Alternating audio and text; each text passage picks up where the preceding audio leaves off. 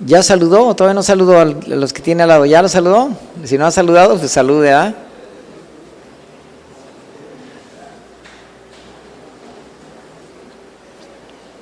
Sus hermanos en Cristo.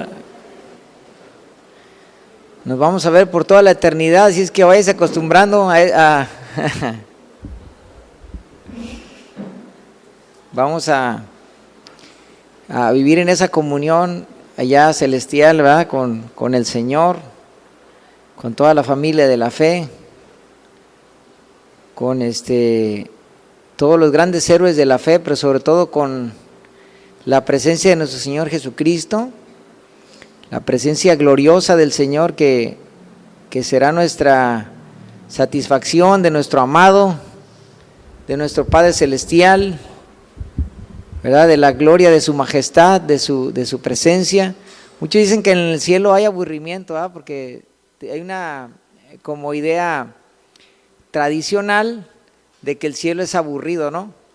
Pero por supuesto que no. O sea, imagínate todas las cosas que dice la Biblia, las cosas que ojo no vio ni oído escuchó, que por eso a Pablo se le prohibió hablar de las cosas celestiales. Dice que estuvo en el tercer cielo, dice, de las cuales cosas se me prohibió, porque son cosas que Dios tiene reservada, que ni siquiera Dios quiere que sepan los incrédulos, fíjate, ni siquiera supo que supieran los incrédulos, porque quiere que esas cosas sean reservadas para sus hijos, para su pueblo, cosas especiales que Él tiene para nosotros.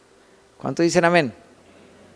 Ya, ahora sí ya quiere irse al cielo, ¿verdad? Ahora sí, no, yo sé que usted es un hijo de Dios, ¿verdad? Que va directo a la presencia de Dios. ¿Cuánto dicen amén? Bueno, les saludo, hermanos, les bendigo y vamos a continuar porque nos quedamos en el capítulo 12 del libro de Juan y vamos a continuar.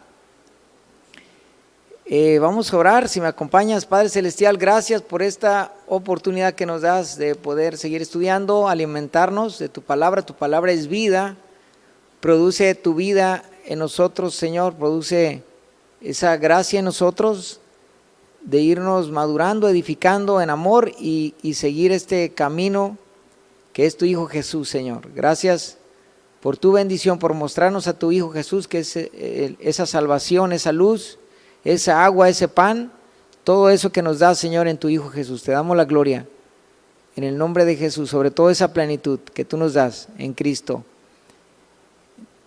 En el nombre de Jesús, amén. Muy bien, hermanos, pues capítulo 12, ahí en el capítulo 12 comenzamos hablando de los amigos y enemigos de Jesús. Sus amigos le preparaban una fiesta donde estaban sus tres amigos. Dentro de todos los discípulos y la gente que estaba con él, había tres que enfatiza en el capítulo 12, que era Lázaro, su hermana María y Marta. Y ellos tres representan, dijimos, el nacer de nuevo con Lázaro, la resurrección espiritual que todos debemos de tener, para luego entrar en una vida de lo que representa Marta y María. ¿Qué vemos en la Biblia? Siempre a Marta sirviendo y a María adorando.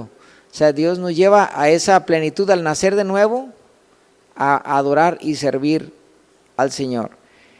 Y vemos que mientras los amigos de Jesús le están preparando una fiesta, los enemigos le están preparando su muerte, porque faltan 6 días para su muerte.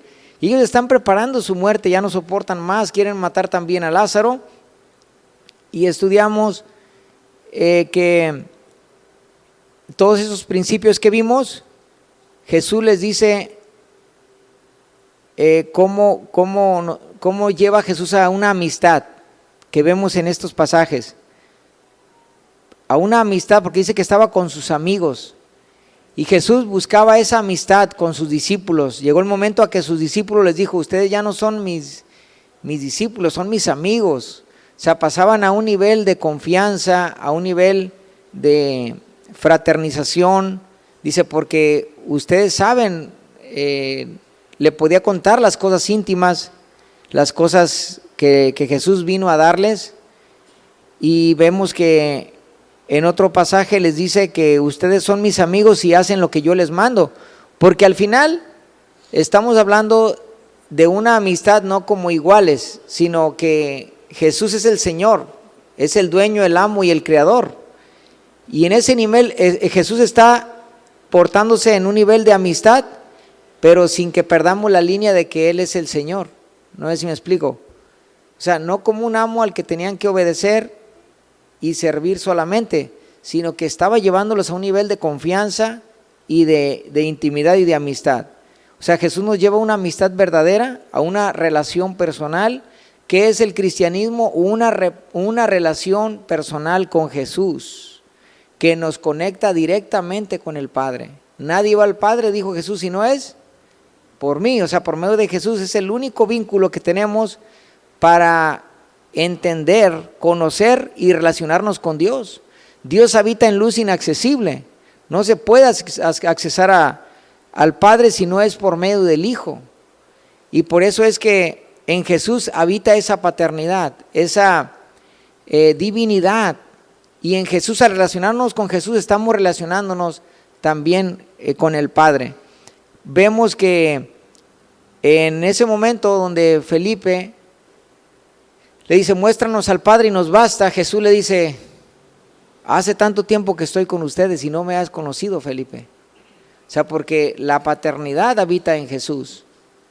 Porque vemos que desde la perspectiva que muchas veces se ve a Jesús, se ve en su lado humano, su lado despojado de su divinidad, de su gloria.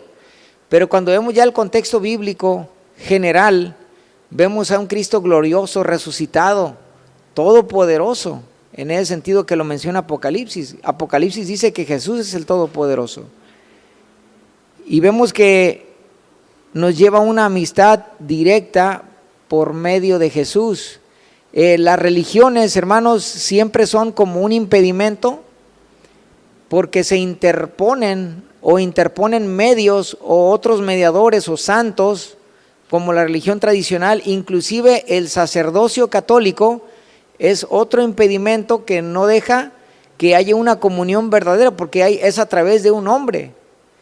Y un pastor como un pastor como nosotros en Cristo, les vamos a enseñar a que ustedes tengan una relación personal con Jesucristo. O sea, no vamos a intervenir en ese sentido, sino que va a ser por medio de Jesús que usted va a tener una verdadera comunión con Dios. Y es el verdadero mensaje, es el verdadero cristianismo, que no hay intermediarios, que no hay más que un mediador. En la tradición vemos cómo se ponen muchos mediadores y que de hecho estos mediadores pues ya murieron, y consultarlos sería espiritismo. Vemos que en ese pasaje, cuando el rey Saúl ya no tenía comunión con Dios, buscó una divina para que esa divina mediante espiritismo pudiera hablar, fíjese bien, con Samuel. Y vemos que ese fue un acto de espiritismo, un acto que no debemos hacer, porque la comunión es con el Cristo resucitado, porque está vivo. ¿Cuánto dicen amén? Con alguien que se muere, si alguien tiene comunión, sería espiritismo, sería una práctica espiritista. Por esa razón no debemos de consultar a los muertos, ni usarlos como intermediarios, porque ese es un pecado delante de Dios, se vuelve idolatría, y Dios lo prohíbe en la Biblia. Entonces, el cristianismo, ¿qué es? Una comunión directa, una relación directa, ni siquiera por medio del sacerdote, ¿verdad? Como ya se usa en la religión tradicional, porque se nubla la relación, la conexión directa. Entonces, entender que Cristo es el verdadero puente y la conexión directa, y a quien nosotros podemos clamar o aclamar a Dios por medio de su Hijo Jesús. Vemos en la adoración de María, no María la Virgen, sino María la hermana de Lázaro. Esta María, vemos un acto de adoración al postrarse en el capítulo 12, una humillación, una adoración, una disposición de adorar a Cristo en un acto donde derrama el perfume y con sus cabellos está limpiando sus pies. Y vemos que esta es una entrega que el Señor busca en sus siervos, porque ya vimos estas tres figuras en Lázaro, María y Marta, y cuando adoremos al Señor, Dios está buscando nuestro corazón. ¿Qué es lo que quiere el Señor en nuestro corazón? Una intimidad verdadera, y eso es como un aroma. El perfume representa el aroma del cristiano, del creyente cuando adora al Señor. Y vemos que como sacerdotes espirituales aprendíamos que como creyentes ofrecemos sacrificios que suban como un aroma. Esos sacrificios dijimos que por lo menos hay 7 en el Nuevo Testamento, que son la adoración, el vivir en amor, ayuda mutua, predicar el evangelio, el tener comunión con Dios, el servir a Dios y entregar nuestro cuerpo como un sacrificio vivo, santo, agradable a Dios, según Romanos 12. Entonces, un texto que resalta también bastante dentro de lo que estudiamos en el tema anterior es el verso 26. Dice el Señor: si alguno me sirve, sígame, y donde yo estoy, ahí también estará mi servidor. Si alguno me sirva, sígame, dice el Señor, y si alguno me sirve, el Padre lo honrará. Porque cuando vemos al capítulo 12, vemos la adoración en María, la hermana de Lázaro. Pero luego Dios no solamente quiere que le adoremos, también quiere que ¿qué? Que le sirvamos.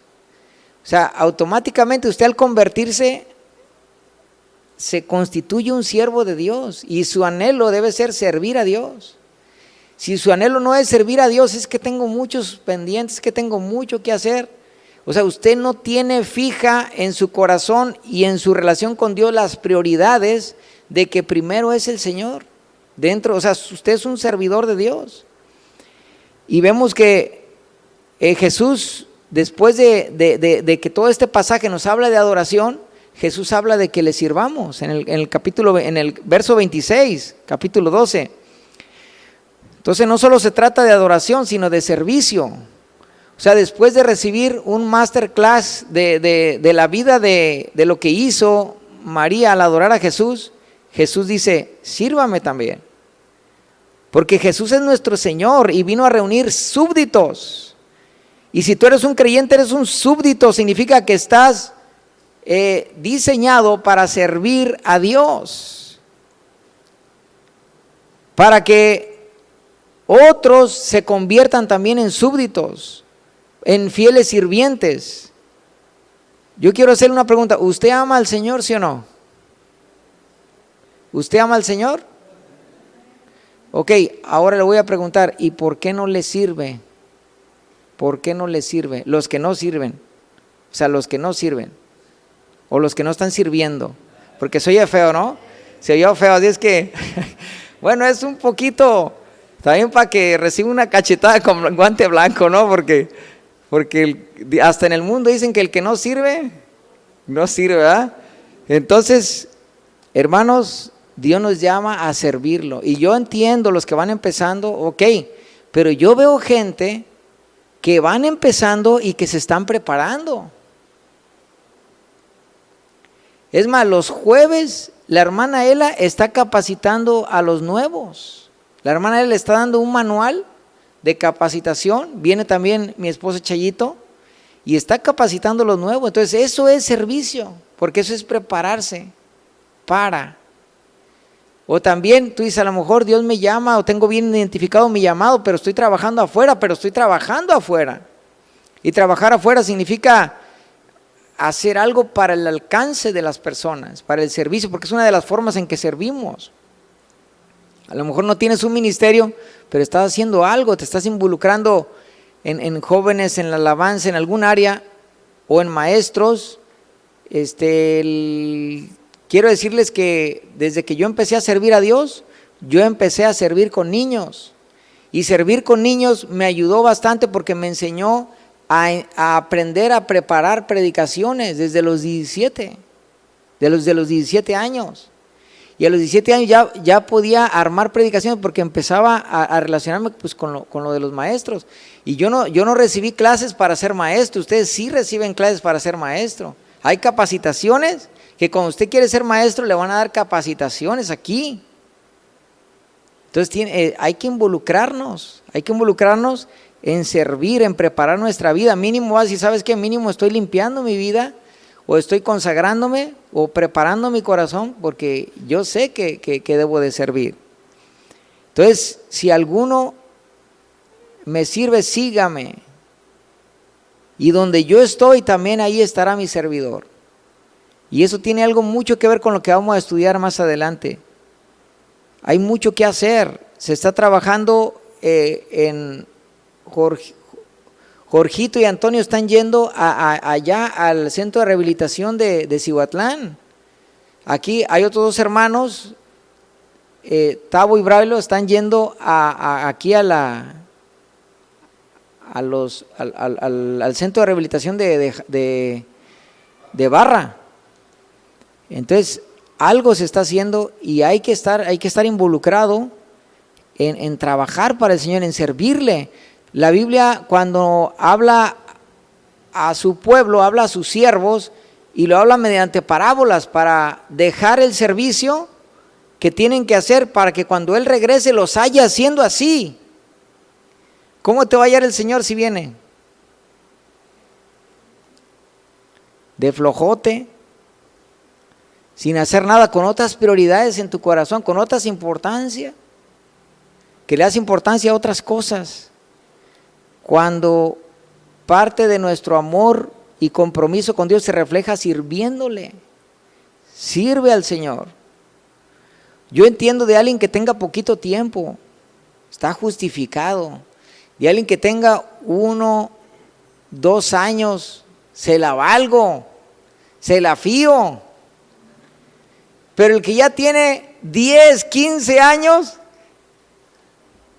a ver, hágale así. ¿Qué está pasando con tu vida? Sírveme, dice el Señor, sirve al Señor. Se convierte en un servidor. Yo veo gente recién convertida que quiere servir al Señor.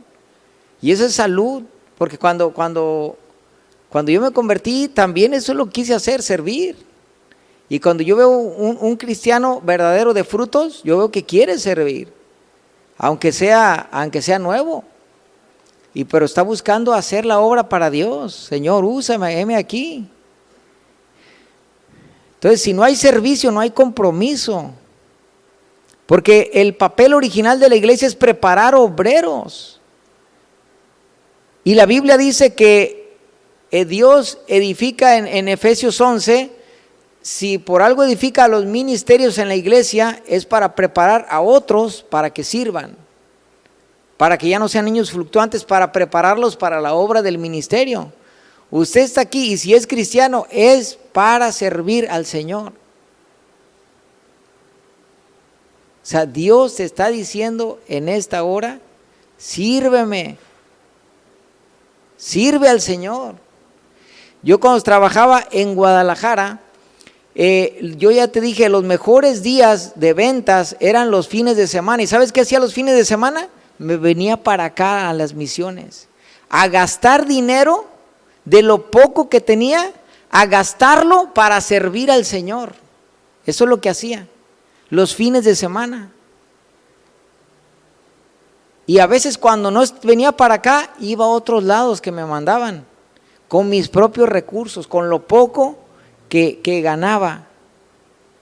Pero ¿sabes qué? El Señor siempre va a suplir. El Señor siempre va a proveer. Y el Señor entre semana me daba lo que yo necesitaba y lo que yo requería. Y los que han sido fieles lo han visto en su trabajo.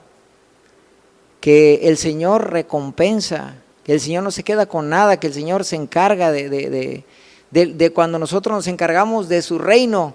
¿Qué dice el Señor? Busca primeramente, ¿qué? El reino de Dios y su justicia y todo lo demás. ¿Qué es todo lo demás? Aquello que se preocupan los gentiles. Dice la historia cuando habla ese pasaje que los gentiles se preocupan, ¿qué voy a comer? ¿Qué voy a vestir? Dice, no, los gentiles se preocupan por eso, tú no te preocupes. Tú busca primeramente el reino. Entonces, ¿qué andas haciendo? ¿Qué andas haciendo? A ver, dile al que está a tu lado, ¿qué andas haciendo? ¿Qué andas haciendo? Dile. ¿Qué anda haciendo?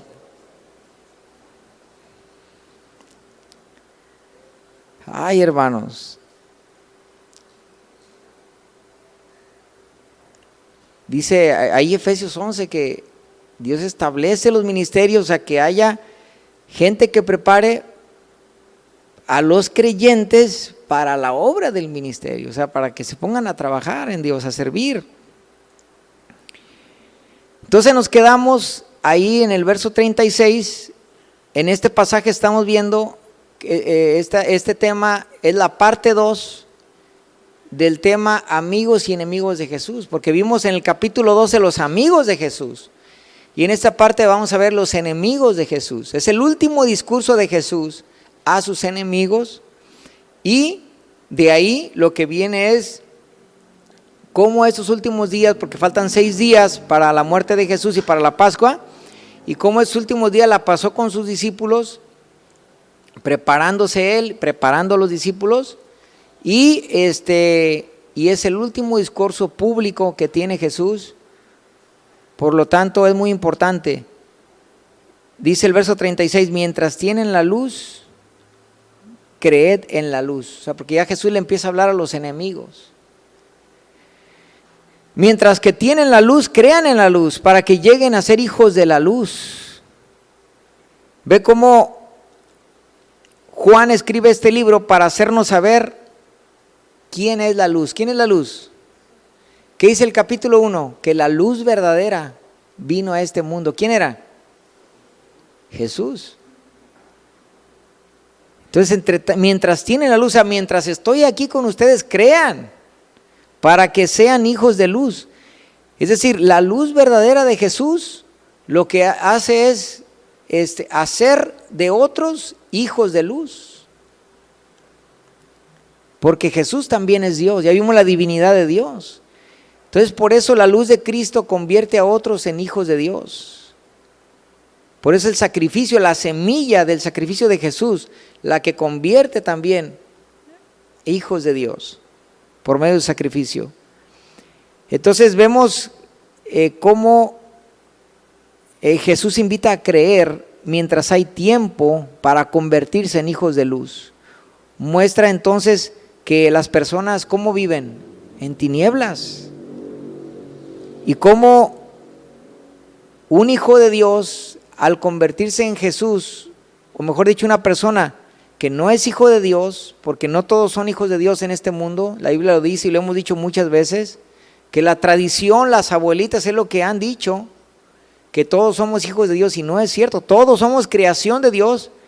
Pero cuando una persona se convierte a Cristo, dice el capítulo 1 de Juan, versos 11 y 12 y 13, que es cuando se convierte en un hijo de Dios, es cuando es engendrado de Dios, cuando una persona acepta a Jesús, porque Jesús es la luz que viene y se enciende en una persona que está muerta, que necesita la luz, y es cuando se convierten en hijos de la luz, se convierten en hijos de Dios.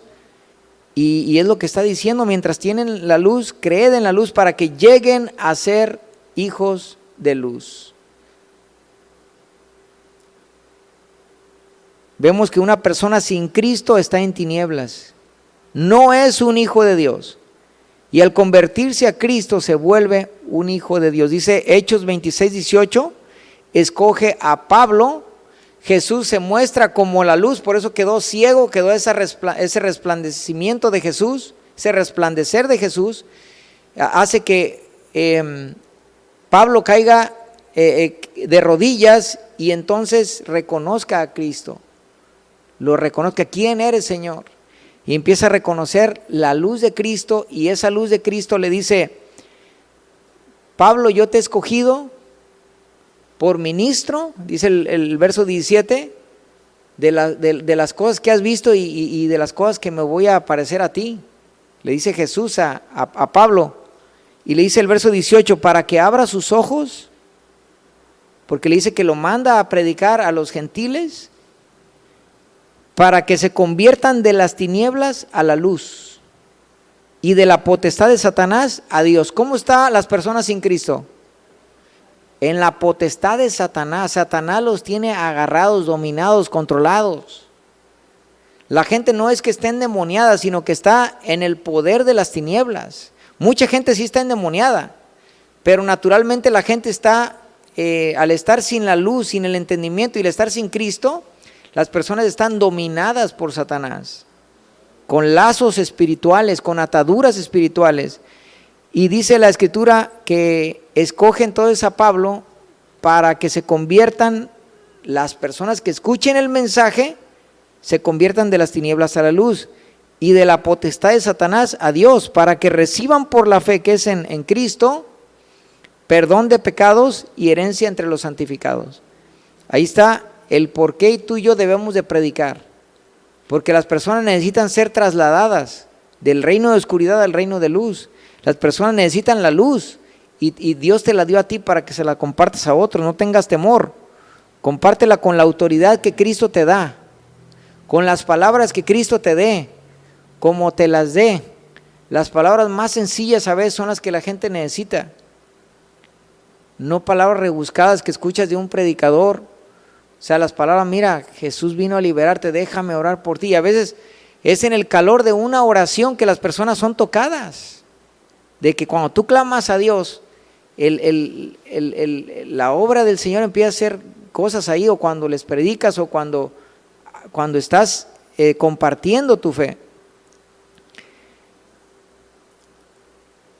Vemos entonces que Jesús les da las últimas palabras que a continuación va a hablar, y luego se retira y ya no vuelve a ver así públicamente a nadie. Por eso le tienen que pagar a Judas para que les diga dónde está Jesús, porque Jesús ya no se deja ver, ya no anda en lo público. Entonces le pagan a Judas para que él le revele dónde está, y es donde lo encarcelan, donde lo agarran, donde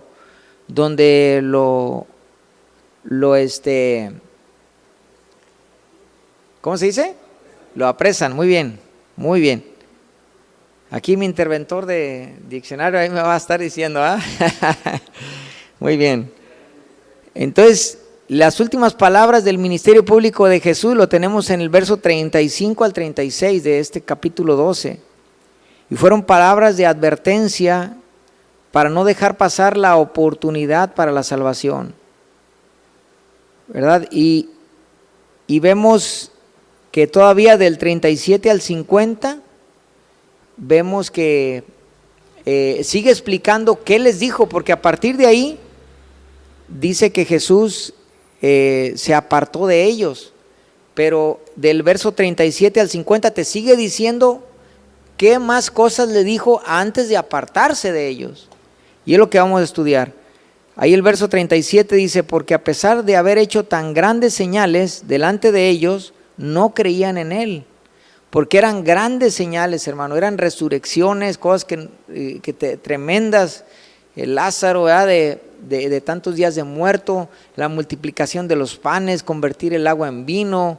Definitivamente estaba dando muchas señales grandísimas, además de estar cumpliendo la palabra de Dios.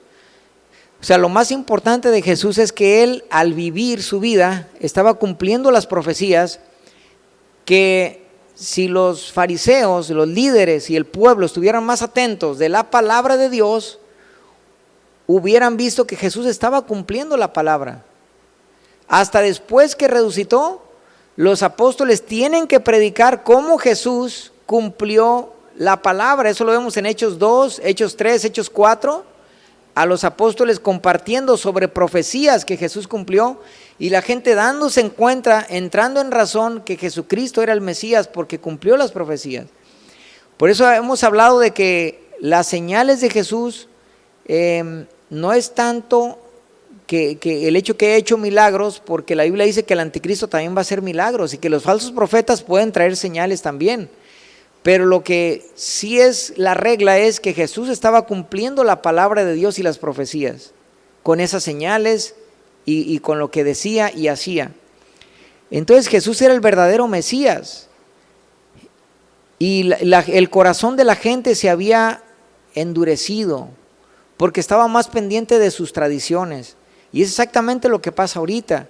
Vivimos en un mundo tradicional donde las personas, tú les hablas la Biblia y están dispuestos a sacrificar la Biblia con tal de no violentar sus tradiciones. Entonces tenemos que predicar de tal manera que las gentes entiendan que una cosa es su tradición y otra cosa es la Biblia, a la que están despreciando, que es palabra de Dios, que las tradiciones son cosas de hombres, como lo hicieron aquí los judíos. Y eso es lo que estaba pasando realmente. La dureza de su corazón. Note el verso 37 que dice: a pesar de las grandes señales delante de ellos, no creían en él. O sea, Jesús por eso empieza una advertencia, porque no creían en él, para que se cumpliera la palabra del profeta Isaías, que dijo: Señor, ¿quién ha creído a nuestro anuncio? ¿Y a quién fue revelado el brazo del Señor?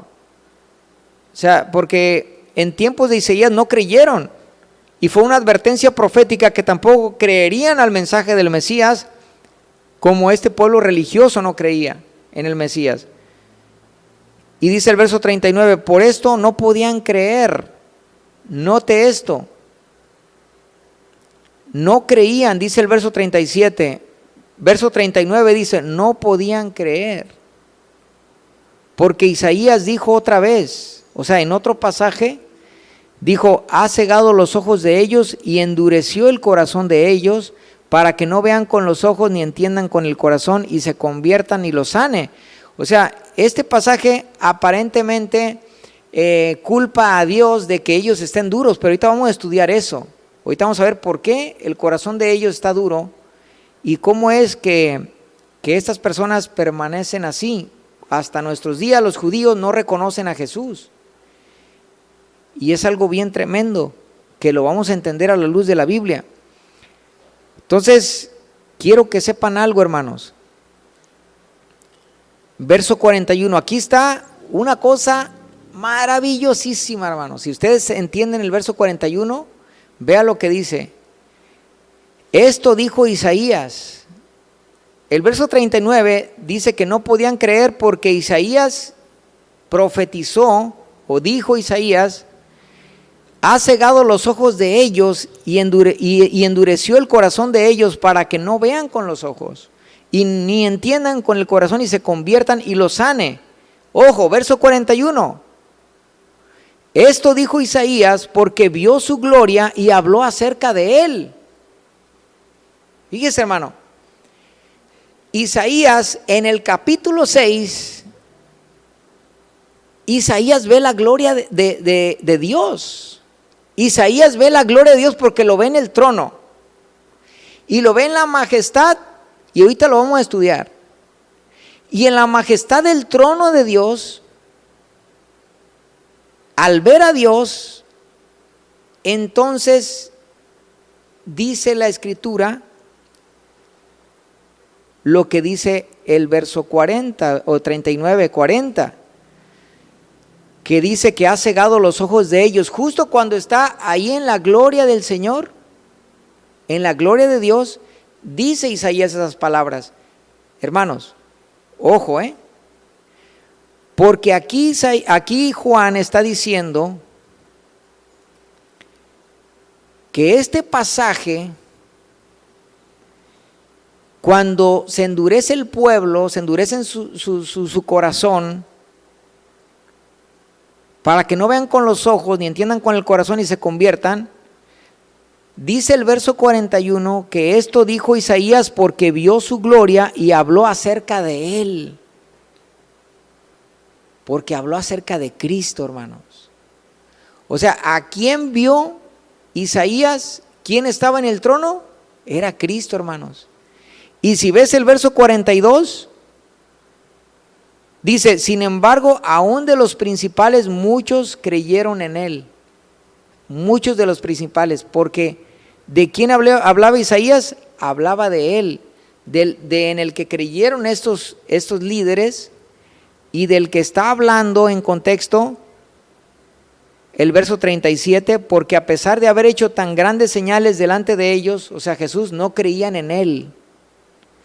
Porque menciona esas palabras de endurecimiento y porque Isaías habló acerca de él. O sea, está hablando en contexto que no creyeron en él. La visión que vio Isaías fue de él, de Jesús, y muchos ancianos sí creían en él, muchos líderes, pero vamos a ver qué pasa al final con estos líderes que creían. Algo interesante.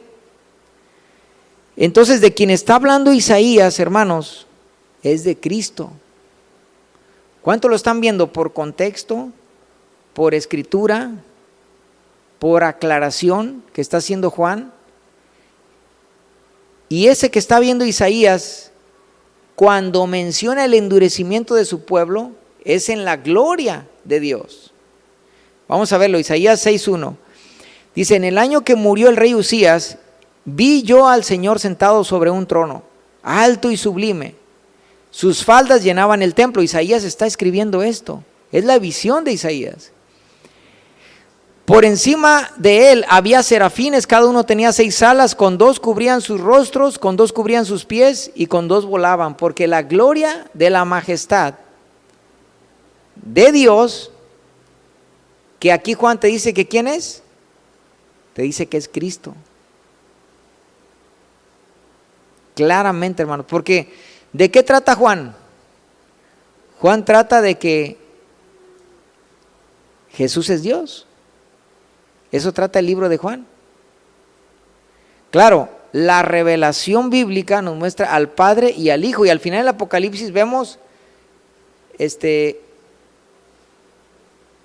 cómo Jesús está en el trono, porque Jesús es heredero del reino de Dios, es el heredero, y el Padre pone a su Hijo a reinar y lo pone como Dios. Lo vemos en Hebreos. Tu trono, oh Dios, le dice el Padre al Hijo, tu trono, oh Dios, por el siglo del siglo. Lo dice Hebreos 1, capítulo 1, verso 6, ahí alrededor lee y vas a ver el trono de Cristo, como Dios le dice Dios a su Hijo Jesús. Y cuando introduce al primogénito en el mundo, dice el Padre de su Hijo, el Padre le dice de su Hijo, adórenle. Cuando introduce el primogénito en el mundo, adórenle todos los ángeles de Dios. Adórenle, porque ahí está la divinidad en el Hijo también. Entonces vemos serafines tapando sus rostros por la gloria de Dios. Obviamente aquí sabemos que es la identidad de este que está en el trono, es Cristo. Y el uno al otro daba voces diciendo: Santo, Santo, Santo, Jehová de los ejércitos. Porque vemos en el Antiguo Testamento, cuando se le habla al ángel de Jehová, se le dice que es Jehová. Y dijo Jehová, y habla Jesús, habla el ángel de Jehová como título de Jesús en el Antiguo Testamento. No que Jesús sea un ángel, sino que era, como estaba velada su identidad, lo vemos en esa, que hacía apariciones como ángel. Y llevaba el título el ángel de Jehová. Por eso dice, y dijo Jehová, y hablaba el ángel de Jehová. Entonces dice: y el uno al otro daban voces diciendo: Santo, Santo, Jehová de los ejércitos, toda la tierra está llena de su gloria. Y los quiciales de las puertas se estremecieron con la voz del que clamaba. O sea, esta es la identidad real y correcta de Jesús, hermanos. Porque nosotros tradicionalmente, si solo nos quedamos con fíjate, en la tradición todavía lo tienen crucificado, ni siquiera lo han resucitado. Imagínate qué clase de Jesús creen ellos. Todavía le piden y está crucificado, y lo tienen crucificado, ahí en las cabeceras de sus camas, todavía lo traen en el cuello crucificado. Y es absurdo, hermanos, porque esa nos da un reflejo de una identidad a medias de lo que realmente es la gloria de Jesús. Los testigos de Jehová por eso solamente se quedan con su parte en esa esencia de ángel, en esa esencia de humano, en esa esencia que le puedan ver solamente la parte cuando Jesús se humilla, cuando Jesús se despoja, pero no cuando Cristo es revelado en su majestad, recibiendo adoración, por ejemplo. Recibiendo majestad, recibiendo el trono, recibiendo toda autoridad, todo nombre que se nombra, de manera que no hay otro nombre bajo el cielo en que podamos ser salvos, de manera que toda rodilla se dobla ante el nombre de Jesús. ¿Cuántos dicen amén? Hermanos, es para que usted se esté gozando y entendiendo la revelación del Hijo de Dios. Y por eso dice que los quiciales de las puertas se estremecían con la voz del que clamaba, y la casa se llenó de humo. Entonces dije, ay de mí que soy muerto, porque siendo hombre inmundo de labios, habitando en medio del pueblo que tiene labios inmundos, han visto mis ojos al Rey, Jehová de los ejércitos. Pero ¿quién dice Juan que era este? Jesús. Porque dice, Isaías habló de él de quien venimos hablando, o de quien estaba hablando.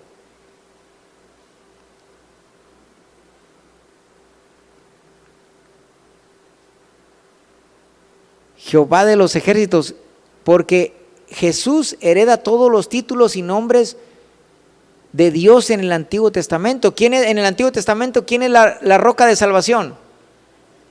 Jehová es la roca de salvación en el Antiguo Testamento. ¿Y quién es en el Nuevo Testamento la roca de salvación?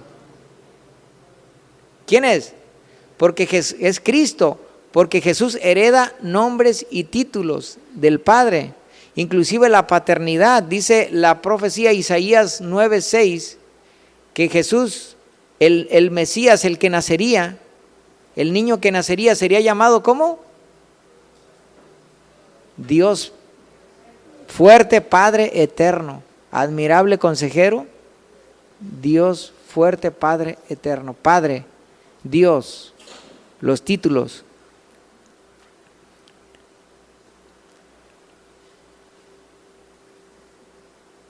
Y voló hacia mí uno de los serafines teniendo en su mano un carbón encendido, tomado del altar con unas tenazas, y tocando con él sobre mi boca, dijo, he aquí que esto tocó tus labios, y es quitada tu culpa, y limpio tu pecado. Después oí la voz del Señor que decía, ¿a quién enviaré? ¿Y quién irá por nosotros? Entonces respondí yo, heme aquí, envíame a mí. O sea, y yo te dije al principio, Dios está buscando que le sirvas. Y el Señor se sigue preguntando se sigue haciendo esta pregunta, ¿a quién enviaré? ¿Y quién irá por nosotros? Y te lo está diciendo a ti, para ver si tú te apuntas y dices, no, pues envíame a mí, Señor. Envíame a mí. Entonces respondí yo, heme aquí, envíame a mí. Isaías 9:6. Y dijo, anda y di a este pueblo, oíd bien y no entendáis, ved por cierto, mas no comprendáis. Engruesa el corazón de este pueblo y agrava sus oídos y cierra sus ojos para que no vea con sus oídos. En la visión de Isaías, cuando ve al Señor en el trono, ahí menciona esas palabras del endurecimiento de Israel, y es lo que está diciendo la palabra de Dios en el pasaje que estamos estudiando de Juan, capítulo 12 del 39 al 41. Voy a volverlo a leer, a ver si les hace clic, capichi. Ya ves que así dicen los chavos, ¿no? Capichi, que le agarren porque está bien clarito. Mira, dice, por esto no podían creer, porque Isaías dijo otra vez, ha cegado los ojos de ellos y endurecido el corazón de ellos. Eso dijo Isaías, porque lo dijo después de ver la visión. Ni entiendan con el corazón y se conviertan y los sane. Esto dijo Isaías porque vio su gloria y habló acerca de él. Porque realmente se trata de Cristo, hermanos.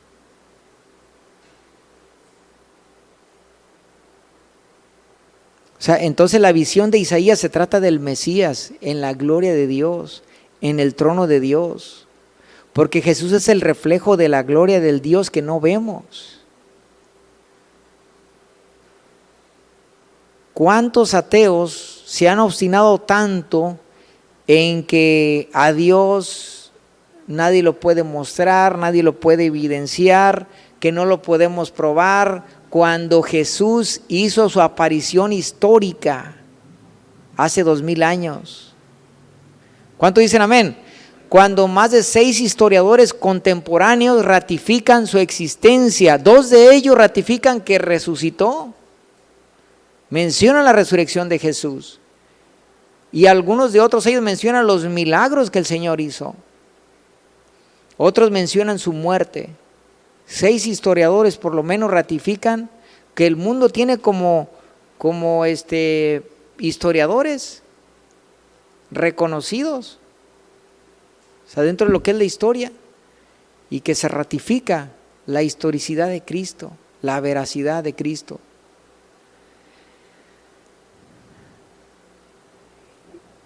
Y ese Cristo, hermanos, es Dios, hermanos. Y hizo su aparición en este mundo dando la vida, dando su mensaje, y aún así la gente se resiste, no cree, compartes, predicas y la gente se opone, está rechazando el mensaje. O sea, estoy hablando del mundo. Pero así como le rechazaron en ese momento a Jesús, muchas personas le van a rechazar. Pero lo importante es que los que han sido llamados, o sea, que Dios sabe quiénes son, que han de creer, tú predica, tú no sabes quién es, tú comparte, y donde menos esperas, ahí va a sembrarse la semilla de los que han de ser salvos. Ahora, ¿por qué Dios menciona entonces que se endurezca su corazón? Que se cierren sus oídos de los incrédulos. Porque miren ustedes, no es que Dios haga algo malo a las personas o las endurezca por el hecho de endurecerlas, sino que la misma palabra que salva a unos, la misma palabra que salva a unos, endurece a otros. Así como cuando tienes un hijo obediente y un hijo que es rebelde. Tú un hijo obediente le tratas de una manera que tus instrucciones las hace caso y le edifican. Y al que es rebelde, las mismas instrucciones le van endureciendo porque se obstina a no querer obedecer. Las mismas instrucciones. Judas recibió el mismo trato que los apóstoles, el mismo amor. Dios no le dio malo, no lo cacheteó, no lo trató mal, le dio el mismo trato que los demás, le dio la misma autoridad, le mismo todo. Pero así como unos fueron edificados, Judas, ¿qué fue? Se fue endureciendo en su corazón. La misma palabra que es para vida, es para muerte de otros. ¿Por qué razón? Dice aquí la Escritura en 1 Pedro 2:7, dice: para vosotros pues los que creéis, Él es precioso. Los que creen, Jesús es precioso, porque es la roca de fundamento. Según el contexto, está hablando de la roca de salvación, que es Cristo. Pero para los que no creen, la piedra que los edificadores desecharon ha venido a ser la cabeza del ángulo, piedra de tropiezo. O sea, es piedra de fundamento, pero piedra de tropiezo y roca que hace caer, porque tropiezan en la palabra siendo desobedientes. Es decir, saben la palabra y no la hacen, no la obedecen. Entonces, ¿qué pasa? Tropiezan. No es que Dios endurezca sus corazones porque Dios es malo y quiera que sus corazones sean duros. Dios, con la misma palabra que da vida, esa misma palabra al rechazarla quedan evidenciados de juicio y son endurecidos. Por eso la misma palabra que es para edificar es de tropiezo y roca que hace caer, porque tropiezan en la palabra siendo ¿qué? Entonces, desobedientes. Entonces, ¿cuál es el problema? ¿Dios que endurece el corazón o el que es obstinado, rebelde y desobediente? ¿Dios tiene la culpa o el desobediente? ¿Qué culpa tuvo Dios en Judas para que se hiciera así? ¿Qué culpa tuvo Dios en Satanás para que se hiciera así? ¿Influyó? Le dio más que a todos. A Satanás le dio más que a todos. ¿Sí o no? Y aún así no estuvo agradecido. Y Jesús, que era el que lo tenía todo, se despojó de todo. Gloria a Dios. ¿Cuánto dicen amén? Pero nos lo ofreció a nosotros como su pueblo, hermanos. Su vida, su sangre, su pacto, su sacrificio, sus bendiciones, su llamamiento, el ser herederos junto con Cristo. Porque es la iglesia la que es esposa del Cordero, que reina con Cristo y que son uno en Cristo. Somos uno en Cristo. Amén. Entonces, una persona terca, entre más le digas, más se enterca. Hasta rimó, ¿verdad? Hasta rimó un poquito. Una persona terca, entre más le digas, más se enterca. Entonces, la regla y la rectitud, el mandamiento, lo orilla a hacerse más duro, más obstinado, más terco. O sea, entre más le dices, más. ¿Te ha pasado eso con tus niños o no? Yo sé que se van a acomodar, ¿verdad? Porque tienen un proceso, ¿verdad? Pero lo hemos visto. Y hay personas que se han endurecido en cuanto a Cristo, en cuanto les predicas. Y tratan de tomar esa rebeldía. Y más se ponen soberbios. Hay otras personas que hasta blasfeman cuando les compartes. Y les encanta que los demás lo vean, que blasfema y que se siente él muy ateo, muy incrédulo, y más, si le predicas más y más se maldice al Señor y más se enterca. Así me ha tocado con varios. Mientras más les predicas, más endurecidos todavía, más rebeldes con Dios. Entonces, vemos que el que no cree tropieza por desobediente. La misma palabra lo endurece, porque ellos son rebeldes, entonces se van a más y más a la oscuridad.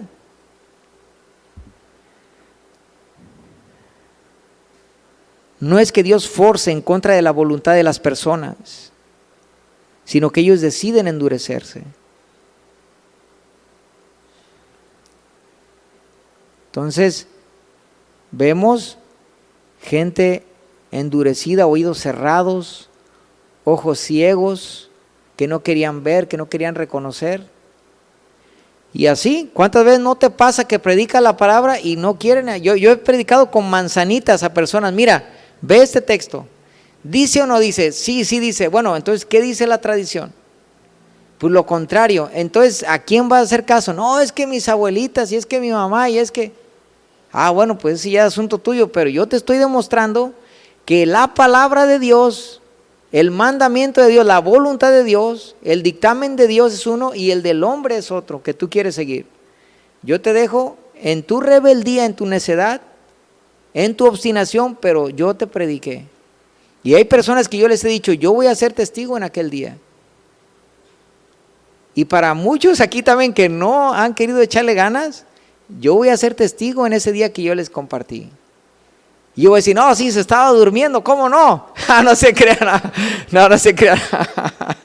No, a veces hasta yo me he dormido en predicaciones, ¿verdad? Pero no por eso, estoy hablando de los que no quieren dar fruto, no quieren convertirse realmente. Miren,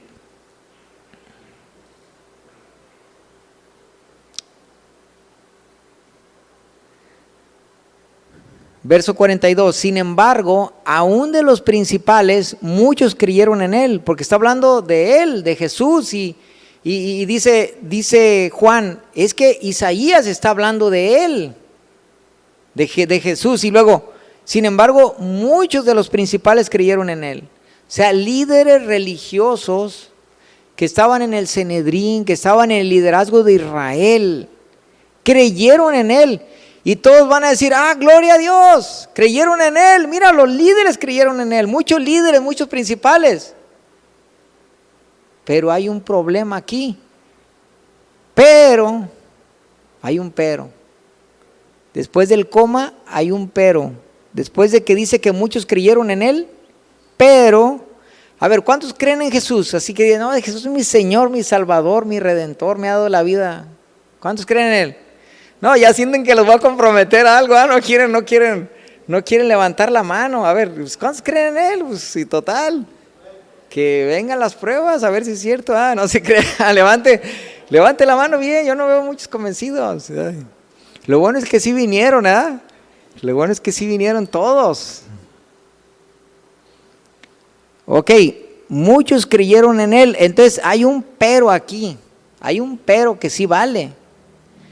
Porque ¿cuántos creen en Él? Pues todos vamos a decir que creemos. Y tú sales a la calle y preguntas si creen en Jesús y la mayoría te va a creer en Jesús. Entonces hay un pero aquí tremendo. Pero por causa de los fariseos no lo confesaban, para no ser expulsados de la sinagoga. Y tú dices, qué bonito que sí creían, pero en secreto. Pero no, hay un detalle importante. Aquí dice, porque amaban, dice el verso 43, amaban más, o amaban la gloria de los hombres más que la gloria de Dios. Significa que Dios nos avienta un desafío. Que Dios no solamente debe de ser amado, o Cristo debe ser amado, sino que debe tener la supremacía, hermanos. Por eso yo les dije, aman al Señor, sírvanle. Si Cristo es primero para usted, sírvale al Señor.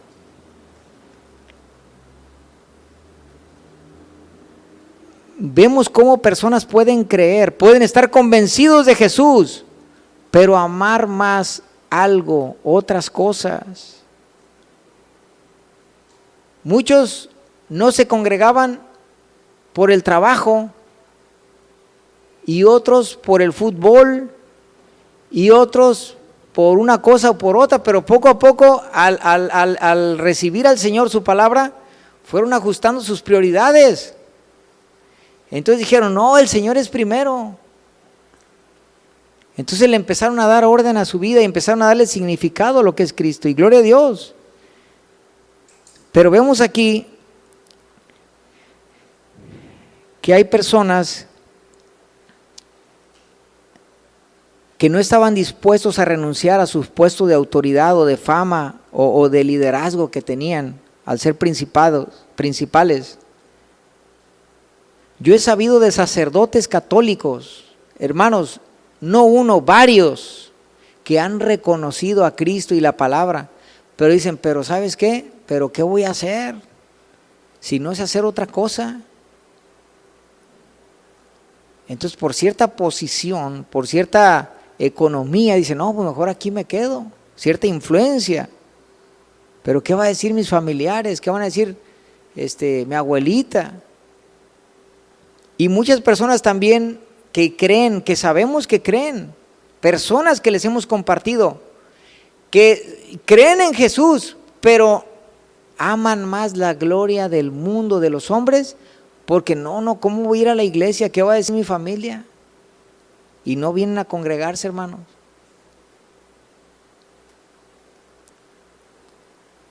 Porque hay un problema que las prioridades no están en orden, y mientras el Señor no sea la prioridad, no está reconocido como el Señor, como la verdadera autoridad de tu vida, gobierno de tu vida, el verdadero Señor de tu vida, porque tienes otras prioridades, aunque crean y amen al Señor, aman más otras cosas. El colmo es cuando dentro de la iglesia los creyentes están convencidos, pero viven como los fariseos, porque son como de la secreta. Soy cristiano, pero de la secreta, porque nadie sabe, no publicas tu fe, no das a conocer tu fe. Mira, el Señor dice esto, mira, publicar y dar a conocer tu fe y dar a conocer el nombre del Señor. ¿Por qué? Pues porque te da vergüenza, te da pena que nadie se entere, y nadie sabe que eres cristiano más que los que te ven aquí. Lo entiendo y lo justifico, y Dios también te lo aseguro, de los que tienen poquito tiempo. Pero de los que ya tienen años, que todavía quieren andar como estos fariseos,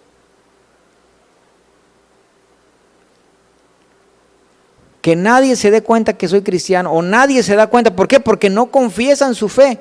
¿Cuál era el problema de estos fariseos? No lo confesaban.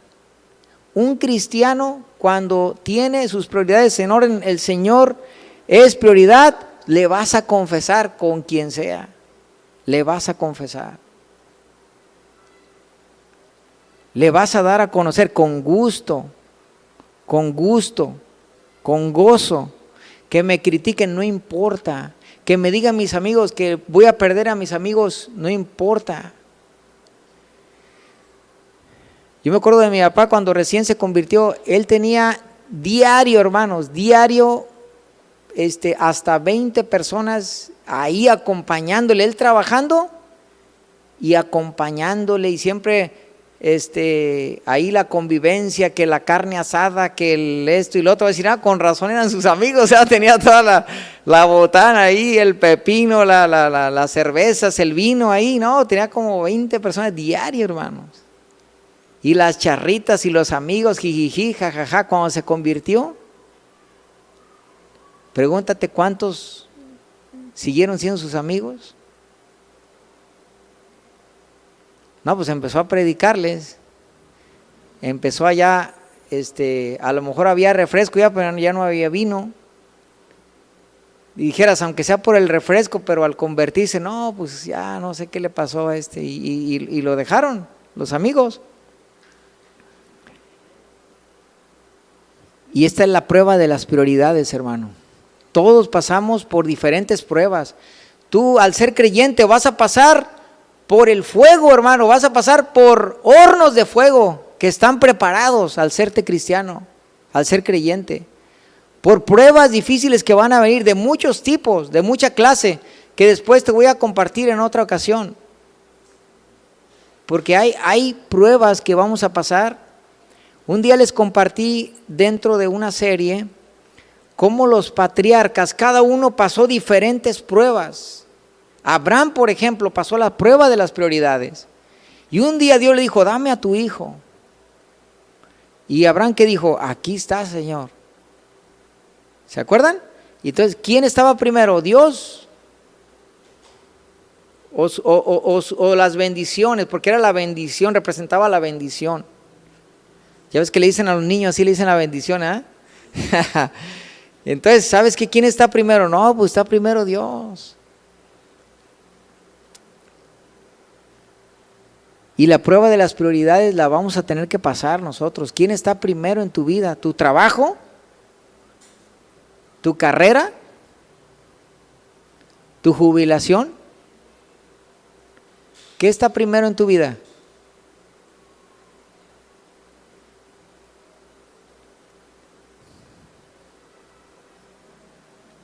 Hay muchas pruebas que pasar, la prueba del mundo, la prueba de rechazar al mundo, como la que pasó Enoc, por eso se fue con Dios. ¿Se acuerdan? La prueba de Abel, de la fe verdadera. La prueba en cada patriarca, vamos viendo pruebas que cada uno de ellos pasaron.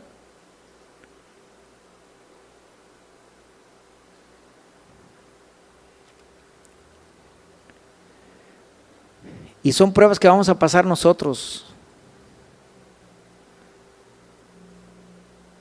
La prueba de las prioridades tiene que ver con demostrar que Jesús es prioridad en tu vida. Ayer le hablé a una persona que toda su vida ha sido cristiana, pero que actualmente no se congrega. Y le hablas, todo se pone en modo cristiano en ese momento. Es una persona moralmente correcta, todo bien, conoce la palabra, pero humanamente nada más. No confiesa a Cristo, no se congrega, o sea, está nada más en modo humano, no en modo cristiano. Y reconoce, y su familia es bautista de años, y él conoció la palabra todo el tiempo. Y le estaba compartiendo y le dije, oye, tú sabes, ¿para qué te aviento un rollo? No, ahorita le dije, congrégate, brother, congrégate. Tú ya sabes lo que te diga, tú ya sabes, porque ya conoces. Congrégate. ¿Y sabes qué me dijo? No hay chance. Entonces inmediatamente le dije, ¿qué significa eso que me estás diciendo? Que Dios no es prioridad en tu vida. Lo has desplazado, lo has dejado. Dice, sí, ¿verdad? Y sí, es cierto, dice. Y no vino si no hubiera dado ese testimonio, ¿verdad? Porque hubiera dicho, ay, me estás hablando de mí, ¿verdad? Entonces no vino. Entonces Dios no es prioridad en su vida.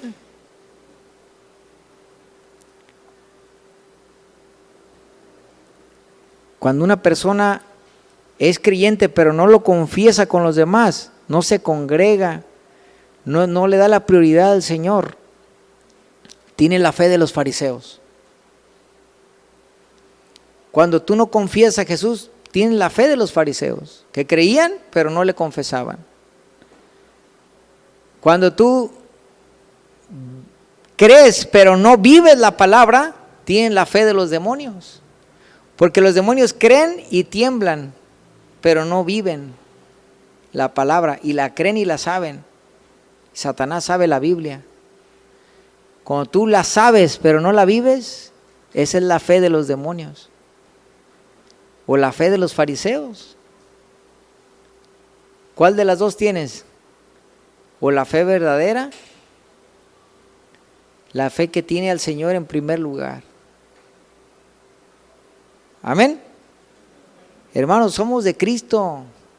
Este mundo está intensificando como un imán. Así el mundo es como, ahí está trabajando Satanás como un imán y nos quiere jalar. Nosotros extendámonos a la gloria del Señor, hermanos. Al plan divino, al reino de Dios, a las cosas que el Señor tiene para nosotros. Jesús dijo a gran voz, el que cree en mí, no cree en mí sino en el que me envió. O sea, más que creer en mí, está creyendo en el que me envió.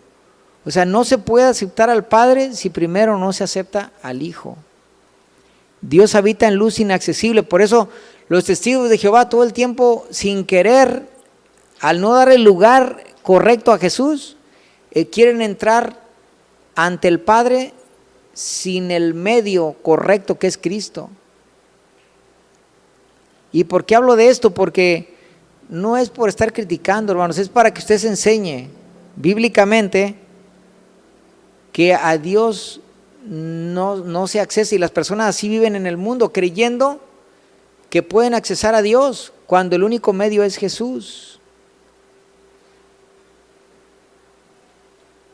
Primera de Juan 5:10 dice que el que cree en el Hijo de Dios tiene el testimonio en sí mismo, y el que no cree a Dios le ha hecho mentiroso. En el testimonio, dice, porque no ha creído en el testimonio que Dios ha dado acerca de su Hijo. Es decir, cualquier persona que rechace al Hijo, rechaza al Padre. Y este es el testimonio, que Dios nos ha dado vida eterna y esta vida está en su Hijo. El que tiene al Hijo tiene la vida, y el que no tiene al Hijo de Dios no tiene la vida. Es decir, las personas pueden presumir que están con Dios. Muchas personas que les compartes, no, yo estoy con Dios. Pero si no es por medio del Hijo, en esa reconciliación por medio del Hijo, en ese reconocimiento de hacer cuentas con tus pecados, para estar a cuentas con Dios, por medio del Hijo, del sacrificio del Cordero. Es por medio del sacrificio y de la obra de Jesús y de entender a Jesús que realmente llegamos a conocer al Padre. Dice, y el que me ve, ve al que me envió, dice el verso 45. Por eso a Felipe, cuando dijo, muéstranos al Padre y nos basta, Jesús dijo, hace tanto tiempo que estoy con ustedes y no me han conocido. La paternidad de Dios en Cristo. Vemos en el verso 46 diciendo a Jesús, yo, la luz, he venido al mundo, para que todo el que cree en mí no permanezca en tinieblas. Sabemos la luz de Cristo, su palabra, cómo Jesús en todo es la luz y cómo nos saca de nuestra oscuridad, de nuestros conceptos, ideas erróneas, y nos lleva a la luz de Cristo. Dice el verso 47, si alguno oye mis palabras y no las guarda, yo no lo juzgo, porque no vine a juzgar al mundo, sino para salvar al mundo. El que me rechaza no recibe mis palabras, y no recibe mis palabras, tiene quien lo juzgue. O sea que al final las personas sí van a ser juzgadas. Dice, yo no lo juzgo, dice primero, porque la palabra que les hable, ella lo juzgará en el día postrero. Es decir, van en pocas palabras, ¿qué significa esto? Está diciendo, mira, yo no quiero juzgarte porque yo he venido a salvarte. Es lo que está diciendo Jesús. Pero si rechazas la palabra que es para salvarte, la palabra que es para salvarte será para juicio si no la crees. Entonces es algo muy importante, hermanos, porque eso tiene que ver con eso que les prediqué, cómo las personas se endurecen. ¿Cómo una persona llega a endurecerse? Pues cuando rechaza la palabra de Dios. Y este es el caso de lo que está diciendo, porque el no guardar la palabra de Dios, no hacer caso a la palabra, significa que un día esas palabras que fueron para tu salvación serán para tu condenación. Si no hay arrepentimiento, si no hay obediencia. Porque yo no he hablado por mí mismo, sino que el Padre que me envió, Él me ha dado mandamiento de lo que he de decir y lo que he de hablar. Y sé que su mandamiento es vida eterna, por tanto lo que yo hablo, lo hablo tal como el Padre me lo ha dicho. O sea, esto es palabra de Dios. Entonces, hermanos, para concluir, vemos que se había rechazado la evidencia que ellos tenían ante los milagros, obra y cumplimiento profético. Ellos habían rechazado la luz que había estado brillando, rehusaron a creerla, a seguir la luz.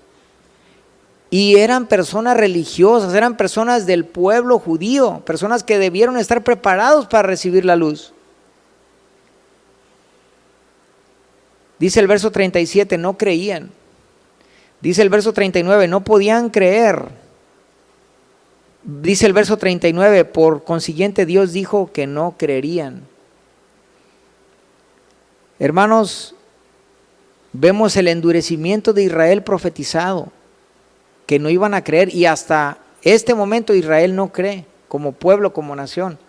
Muchos judíos se van convirtiendo, pero se van haciendo a Cristo, pero como nación ahí están todavía endurecidos. Y como vimos que ahí en Isaías está afirmada esa ceguera de sus ojos, ese endurecimiento de sus corazones.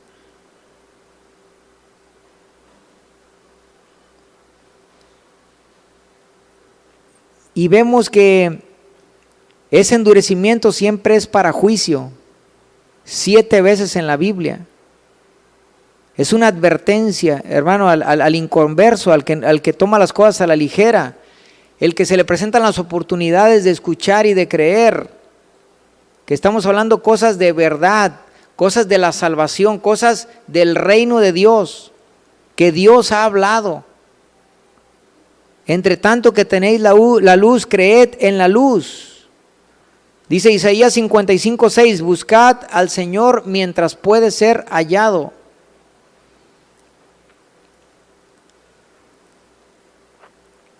Hay 4 diferentes clases de tinieblas y con eso voy a terminar.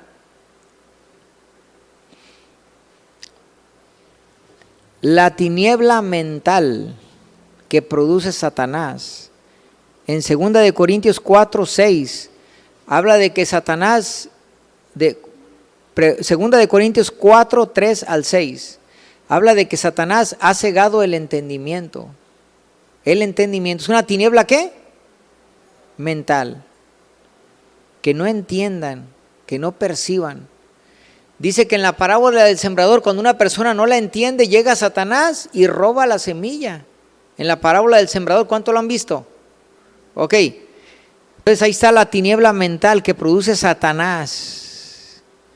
Luego hay una tiniebla moral. En Juan 3:18 al 21 habla de que no quieren venir a la luz, se esconden en las tinieblas.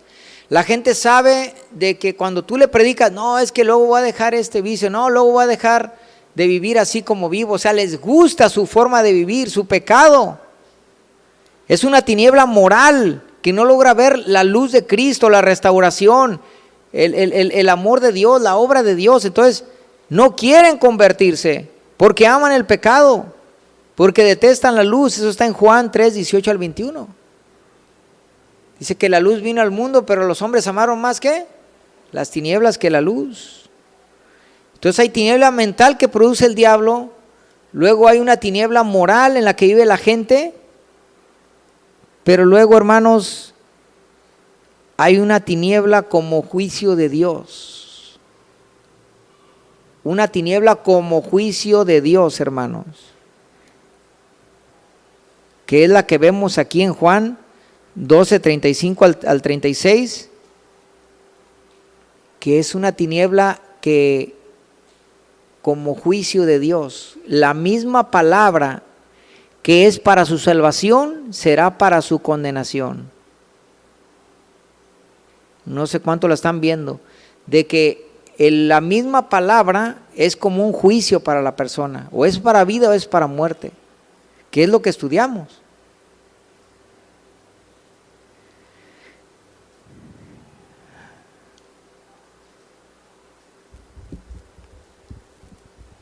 Y por último, las tinieblas eternas.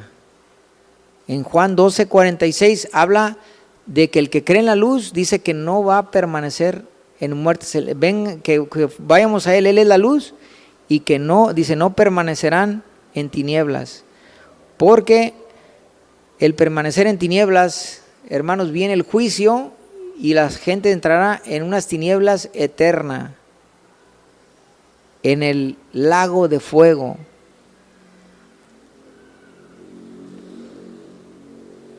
En esa penumbra, lejos de la luz verdadera.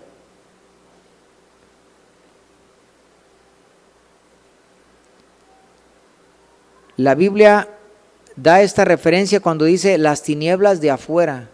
Cuando habla de aquellos que no entrarán al reino, habla de las tinieblas de afuera. ¿Se ha visto esa referencia? O sea, para hacer entender que el hombre está todo en tinieblas.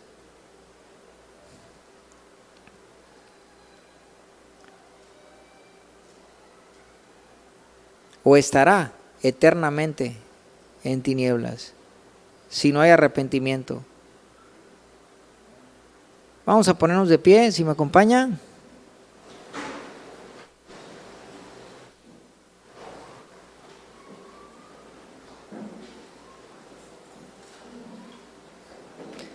Hermanos, este pasaje es muy importante, es muy serio, porque este pasaje nos recuerda el capítulo 12,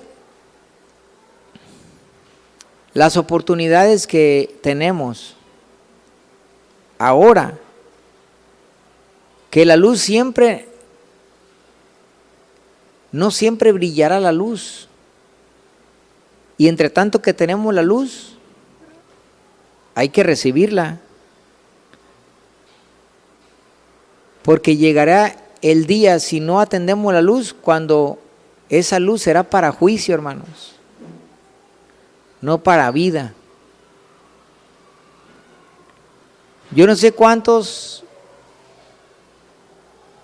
el hecho de que estén viviendo sus vidas, han estado a punto de repente como de caer, y de repente deslizarse, y de repente dejar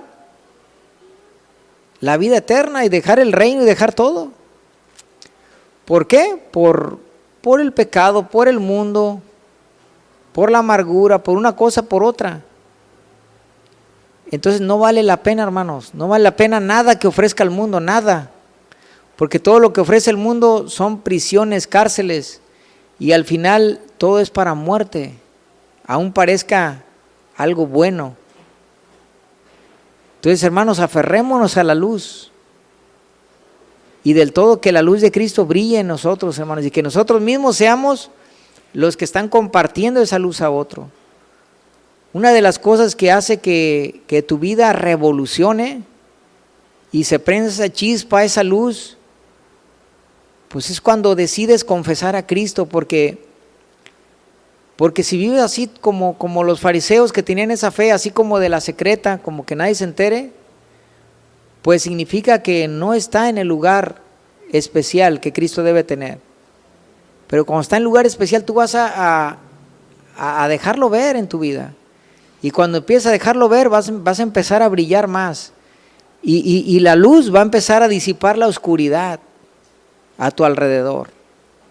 Pero si tú quieres ocultar la luz, las tinieblas van a empezar a envolverte, hermano. Entonces saca a la luz tu verdad, tu compromiso, tu lealtad al Señor, del todo. Identifícate como un hijo de Dios, como alguien que trae la luz de Cristo, y que Jesús dijo, tú eres la luz. Jesús dijo, yo soy la luz, y luego nos dijo, y ustedes son la luz del mundo, porque vamos a brillar la luz de Cristo, hermanos. ¿Cuánto dicen amén? Pues vamos sacando esa luz y que las tinieblas que nos quieren envolver sean disipadas, hermanos.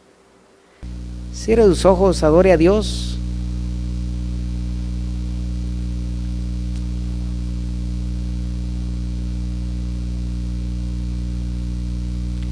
Gracias, Señor, gracias